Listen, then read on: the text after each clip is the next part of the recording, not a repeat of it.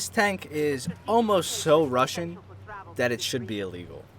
I think playing this tank, it is obnoxious how awesome it is. I don't know how to feel about it. It's actually overwhelming, truth be told. You get into this tank and you start to feel like you're trashed off of the most potato vodka you've ever had. It's absolutely insane. So this is none other than T14 Armata. This is a 3-person controlled tank. It's the newest tank that the Russian military has come up with. Absolutely crazy. It has like a remote controlled turret, an auto-loading 152mm cannon. In this game, the auto-loader doesn't mean too much necessarily. It doesn't mean that it's a faster fire rate than any other tank.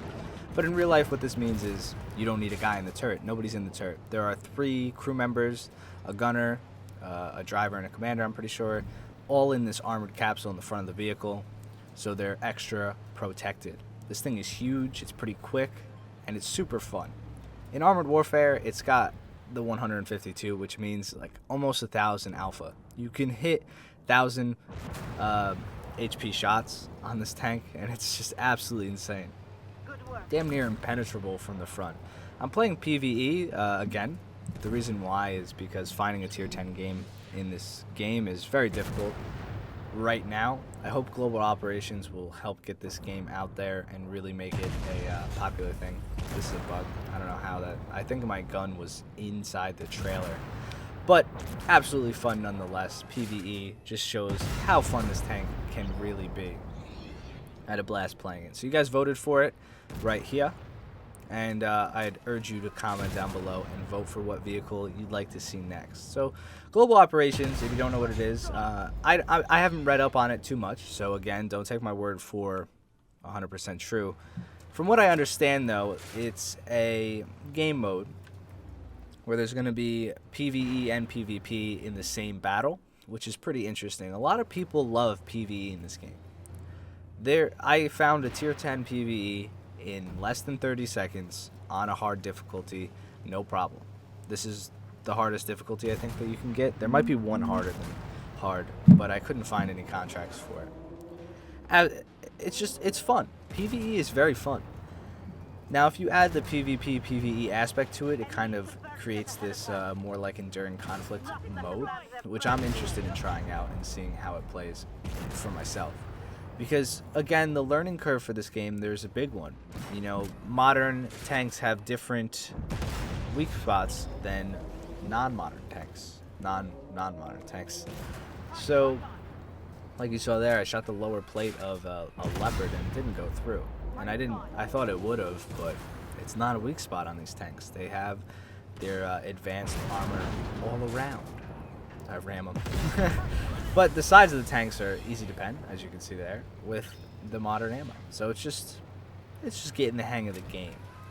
Again, I got a lot of comments saying that a lot of people do like this game. So I'm only assuming that a lot of people play PvE because PvP is kind of hard to find. I played a match the other day in the T72. I didn't get any good games. I played with Miles. If you guys know Miles, he's a War Thunder YouTuber, and we played a little bit, trying to get a decent game, and I couldn't get any. But it was fun. I mean, it was fun, and we were getting some games, but that was mainly because it was a Friday night, I believe. But yeah, just stay tuned for Global Ops. I'll definitely be covering it a little bit more in the future, more PvP and stuff like that when I can, because you guys know I do like shooting people who are real. It is fun to play against the AI, don't get me wrong, like just dunking a chieftain or a challenger too from the front. It's fun, but again, players give a little bit more of a skill issue, and they give you some more problems to deal with. Another thing that is going to be coming to the channel shortly, Battlefield is coming out. It's in early access right now, I believe. Regardless, I'll be playing it and posting it as soon as I possibly can. I'm also going to be playing, the new Call of Duty beta. Now, I'm just saying that because those will go up on this channel. I know there's a lot of people who watch whatever I post on this channel. So I'm just letting you guys know that there will be some Infinite Warfare, maybe a COD 4 veteran run on the campaign, and most definitely will be a COD 4 videos coming out on this channel when the remastered version hits the live servers. I'll be playing that more than Infinite Warfare, I assume. Just because COD 4 is my favorite Call of Duty. I absolutely love it, and I know my friends are going to be playing game battles on it. I'll definitely be playing too, so I'll be streaming that more often, maybe some YouTube streams and whatnot, figuring out what's going on. I'm excited that we're getting into the FPS season.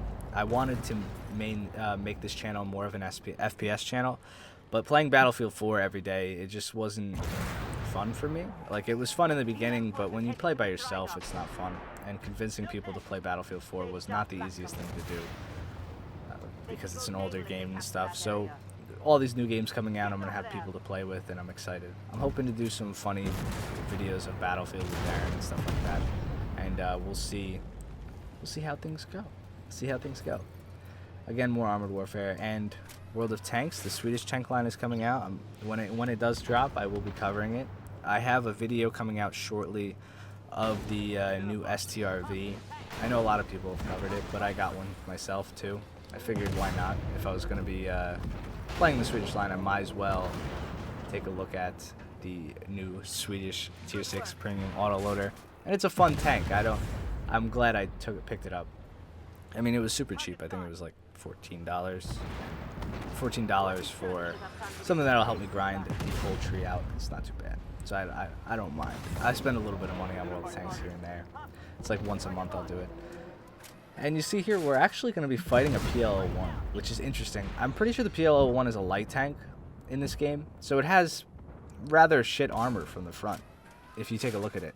The lower plate easily penned by my Russian derp gun. I launched a Spud at Mach 17 at him. It was absolutely amazing. Oh, you're going to turn your side. No issue there. I think the PL-01's actually an APC too, so I don't know. In real life, I have no idea if that was actually a real... Like, I saw the pictures and stuff of it in real life, but I don't know. Was it just like cardboard or something? It's so crazy to actually think that that'll be like a real tank. It's absolutely nuts.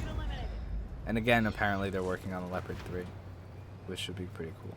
I like modern tanks. I think they're so much design goes into them that we don't think about.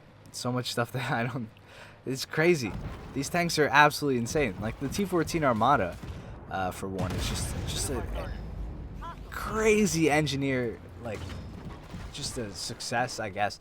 It's not a success, but it's just a statement to how advanced technology is nowadays. I mean, we have a tank that nobody goes in the turret.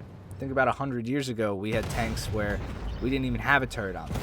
You know, like they drove at like 1 kph. Not 1, obviously, like 10 kph.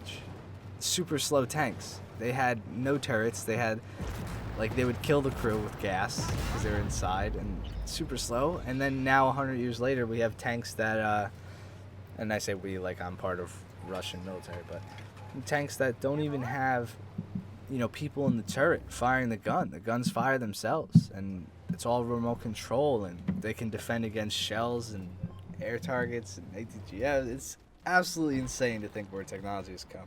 I'm just a sucker for that. Also, I hope you guys enjoyed the intro. I like doing these intros with the Armored Warfare vehicles. Absolutely fun. But again, T14 Armata, a very fun tank. I know I didn't give you guys a lot of, like, technological details into it, and that's because I really have no ground to stand on as far as, like, being a professional at this game. I'm really not that good at Armored Warfare. Just kind of take a tank out and I'll play it out. Some people hate that because I do have a press account. They're like, oh, you don't know how to play the game. But trust me, I've grinded other games in the past. I would just assume that you play the game and then you start to get vehicles. That's pretty much how it would work. I could do it. It's not that I can't. So yeah, I hope you guys enjoyed the video. If you did, strap a like on it. And yes, you did see an American flag. I did purchase an American flag to put on my T14. I don't know what you think I am. I don't know. I ain't no Soviet. I don't know who you think I is. But yeah, let's just take a look at the post-game stats real quick. The post-game stats. And yeah, I hope you guys enjoyed the video. See you guys in the next one. Vote for what tank you'd like to see next. Peace, peace.